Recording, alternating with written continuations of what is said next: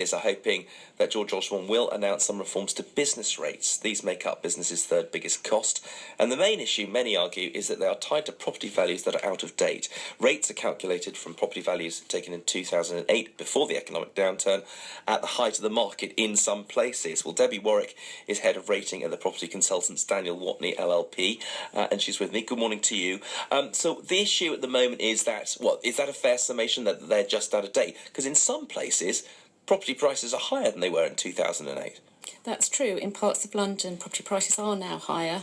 They've reached back to peak levels of 2008, but in much of the country, they're not. And for the last 7 years, people have been paying on overstated, unfair, if you like, rating assessments. But let's be more specific. So we're talking about outside of London and outside of the southeast, but because fiscally this has got to be neutral, hasn't it? He doesn't want to lose any money, so the winners will exactly offset the winners will exactly offset the losers. Yes, it's more about dividing up the pie more fairly so that everybody's paying their due amount. That especially in the North and Midlands, they've been feeling the pain, I think, over the last couple of years and paying on much higher rating assessments than their rental values are currently showing. In okay, so just nationally, it won't make the slightest bit of difference. We'll just have a different array of winners and losers.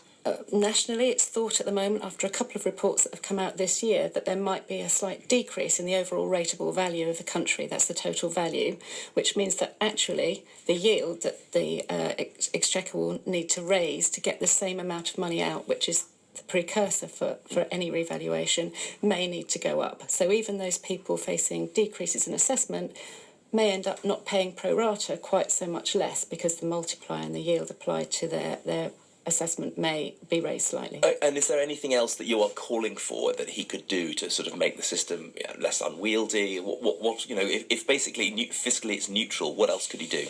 I think what all of our clients are saying to us is that they'd like to see regular revaluations, which are promised in legislation of it. So they can plan a bit more effectively? They can plan effectively so that their assessments are tied to the values of their properties fairly, and that they're paying fairly amongst their competitors. And as a property consultant, any thoughts on what we're expecting to be a really big chunk of the statement today, which is on housing, a big drive to make 400,000 new homes? We're expecting him to say it's going to be the biggest house building boom since the 1970s.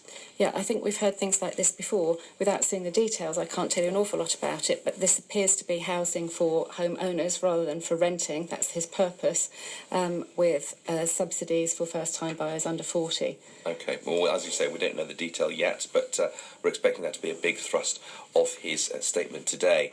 Now then...